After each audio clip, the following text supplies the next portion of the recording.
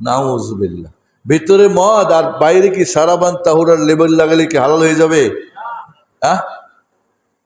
লা হাওলা ওয়ালা কুওয়াতা ইল্লা বিল্লাহ। কুফরি কুফরি,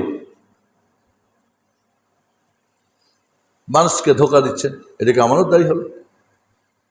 আবার বলছে ভোটটা নাকি আমানতদারি। তাই নাকি? ইসলামের যদু ফদুর ভোট আছে নাকি? ভোট নাকি ইসলামিক নিয়ম? এটা গণতন্ত্রের কুফরি নিয়ম। ইসলামে ভোট সিস্টেম নেই, ইসলামের সুরা সিস্টেম হবে। আর যদু ফদু সুরা থাকবে না। সর্বোচ্চ যারা দেনদার, আমানতদার যারা, তারা থাকবে সেইখানে। যারা আহলুল হাল্লি ওয়াল আকদ, হাল মানে যারা খুলতে পারে, আগ মানে বাঁধতে পারে। একজন মানুষ ভোট পাইল, সবচেয়ে বড় বাটপার আবু জাহাল, মনে এই বাংলাদেশের আবু জাহাল, যে ও পাইলে ভোট 100টা।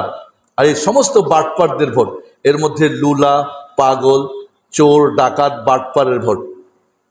আর আপনি যে বলছেন, আপনি যেহেতু সৎ মনে করবেন, আপনি পারেন 99টা, সব নেককার, পরেজগার, তাহাজ্জুদ গুজার, কে আসবে পাওয়ারে?